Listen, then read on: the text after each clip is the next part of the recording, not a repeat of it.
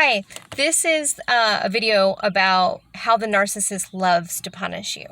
So, I'm going to give a little story about what the ex-narcissist used to do. I would drive to his place. We lived almost an hour away from each other. He would also come over to my place as well, but typically I went to his place probably 90% of the time or more. And he would come to my place, 10% or less of the time. One was because I would get bored in my area, so I actually did like to get out of the area. It felt like I was going on a little vacation away or whatever. And another reason why was because in my area, it was more of like a resort area where I lived. So a lot of the things closed early, or there wasn't a huge selection of restaurants close by. We just had like a bar and grill, and then we had like a restaurant at the marina and one at a golf course, country club that was private. So you couldn't even go to that. So I liked going to his place, but here I would just drive rather than any appreciation that I was doing 90% of the driving. Let's say I was a couple minutes late. Okay? He would not answer the door right away. He would make me wait on the porch for a while. Finally, one of the times I left, after I did that, he started leaving the door unlocked. So if I was running late, he would still be in the shower when I got there. And then when I'd walk into the room, I wouldn't even get like, hey, babe, nothing like that. It would be like he was angry in the shower. You could already tell there was a mood. And I'm thinking, you're the one still in the shower. But I honestly feel, and this is like, you have to think twisted like them. I honestly feel like I have to wonder if he was ready before, but because I was, 5 minutes late or so, he hopped in the shower just to be annoying. Like, you're going to wait on me now, that kind of thing.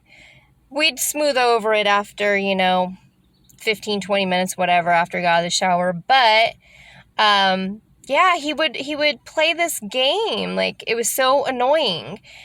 I would never do that to somebody that just drove almost an hour to get to my house. And mind you, a lot of the times he was trying to text me the whole time, or if he knew I was going to a gas station or whatever, I'd go and look at my phone and there'd be like an email, are you on your way? What's your ETA? So he would know basically what time I was getting there. We had already planned it, but he'd still be asking. Again, they love to drive you crazy, these narcissists, very clingy at times and smothering.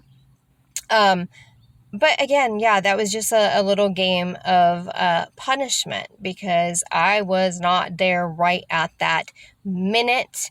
So it would irritate him enough where, where it would just feel uncomfortable for, the little bit, for, 15, 20 minutes after I got there. It was just, okay, like, are we going to get along? Did I just drive here for nothing? Should I just go home? Because if it's going to be a night of a mood, I don't really want to stay. But he would snap out of it, or I would joke around or whatever and get him to get out of the funk, and we'd go back to normal, like I said, 15, 20 minutes after a shower or whatever. But again, they love to punish us. There is no room for error in the narcissist's mind. They expect you to be there on time. They expect you to do all the work and show up. And and other times, like, even if we would bicker, like, our arguments were never super bad when I compared them to like my own family arguments. But like the huffy puffy walking around the room when he'd get upset, this and that.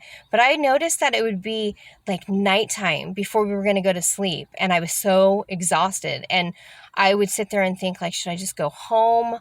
Just drive an hour and just be done with this? Or should I stay here? Because I always used to want to make him feel like I wasn't abandoning him during a problem, because he always used to tell me that I would run or I would give up easily or whatever. So I would just feel so drained, though, to bicker over nothing. Like, these people can bicker over nothing. My mom was like that too when we would spend time.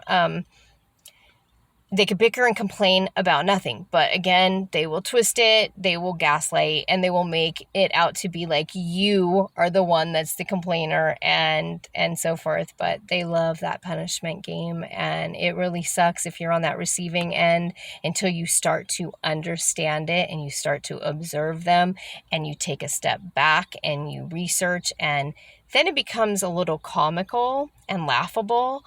But it's just a game. It's the punishing game, and they do enjoy doing it.